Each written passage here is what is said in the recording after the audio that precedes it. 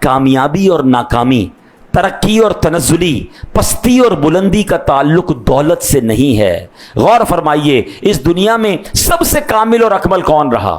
اس دنیا میں سب سے زیادہ سکسیسفل کون رہا ہے؟ آپ مسلمانوں کو تو چھوڑیے، آج غیر مسلم بھی کہتے ہیں کہ اگر اس دنیا میں کوئی ایک ہستی ایسی آئی ہے کہ جس نے دنیا کا نقشہ بدلا، جس نے دنیا کے اندر شاندار اثر چھوڑا ہے، تو وہ جناب رسول اللہ صلی اللہ تعالیٰ علیہ وسلم ہیں۔ اگر موسٹ سکسیسفل پرسنالٹی بغیر مال کے کامیاب ہو سکتے ہیں، بغیر دنیا کی رغبت کے دنیا بھر پہ اپنا اثر ڈال سکتے ہیں، تو پہلا جواب تو یہ ہے کہ اگر مال اور دولت ہی سکسیس اور ترقی کی جناب دلیل ہوتی تو نبی پاک علیہ الصلوۃ والسلام پھر کیسے کامیاب ہوئے؟ اللہ اکبر۔ پھر آگے چلتے ہیں کہ مسلمانوں کے زوال کا سبب غربت نہیں ہے۔ آج کل کچھ لوگ یہ آ کر سمجھا رہے ہوتے ہیں کہ مال ہوگا تو سب ٹھیک ہو جائے گا۔ غربت نہیں ہے، اس کا سبب کچھ اور ہے۔ اب وہ سمجھیے وہ کیا ہے؟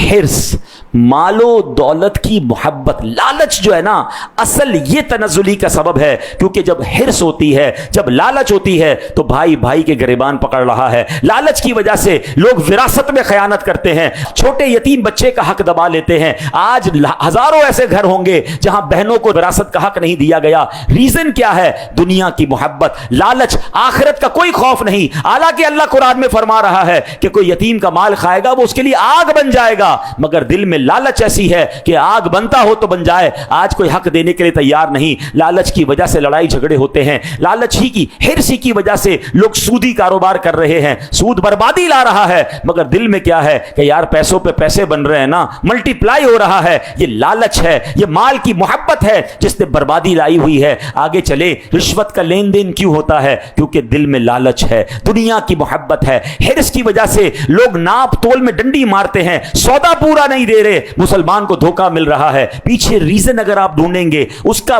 ریزن کیا ہے؟ اس کی وجہ لالچ ہے۔ آگے چلیں، حرص کی وجہ سے اغوا برائے تاوان کی جو وارداتیں ہیں، جو چوری ہو رہی ہے، جو ڈکیتی ہو رہی ہے، پیچھے ریزن کیا ہے؟ کہ دنیا کی محبت دل میں ہے، آخرت کا کوئی خوف نہیں ہے۔ یہ فکر ہی نہیں چوری کرنے والے کو کہ یار چوری کر کے کسی مسلمان سے میں اس کا مال چھین رہا ہوں، اللہ کو کیا جواب دوں گا؟ مرنے کے بعد میرا کیا بنے گا؟ دنیا تو 60-70 سالہ ہے، ارے قبر میں اگر آگ بھڑکا دی گئی تو مجھے کیا ہوگا؟ نہیں جناب، ایک لالچ دل میں ایسی داخل ہو گئی ہے کہ جس نے آنکھوں کے سامنے پردہ ڈال دیا ہے۔ حرص کی وجہ سے، لالچ کی وجہ سے قتل و غارت گری کا بازار گرم ہے۔ اللہ اکبر۔ آپ یقین کریں، اگر دنیا سے حرص ختم کر دی جائے، ہمارے معاشرے سے لالچ ختم کر دی جائے، 90% برائیوں کا خاتمہ ہو جائے گا۔ تو دولت نہ ہونا، غربت جو ہے وہ تنزلی کا سبب نہیں ہے، لالچ تنزلی کا سبب ہے۔ دل سے یہ محبت نکالنی ہے، اور اللہ اکبر، نبی پاک کی یہ تعلیم ہے کہ آپ نے دل سے اپنے بھی دنیا کی محبت نکالی اور اپنے صحابہ کو، امتیوں کو بھی سمجھایا کہ دیکھو دنیا کے پیچھے مت بھاگنا۔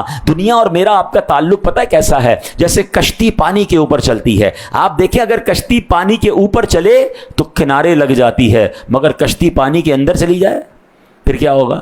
ڈوب جائے گی نا۔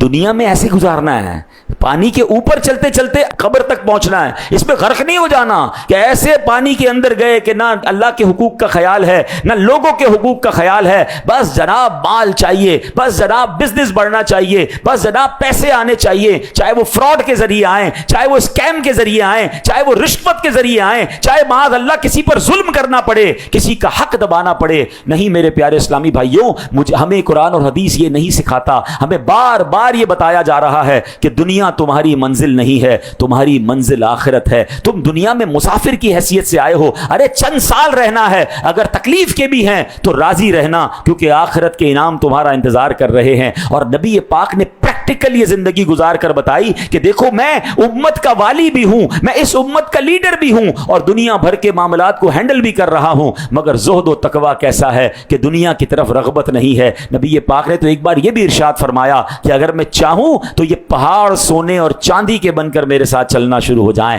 اتھارٹی کیسی ہے، مگر سبحان اللہ، مالک کونین ہیں گو پاس کچھ رکھتے نہیں، مالک کونین ہیں گو پاس کچھ رکھتے نہیں، دو جہاں کی نعمتیں ہیں ان کے خالی ہاتھ۔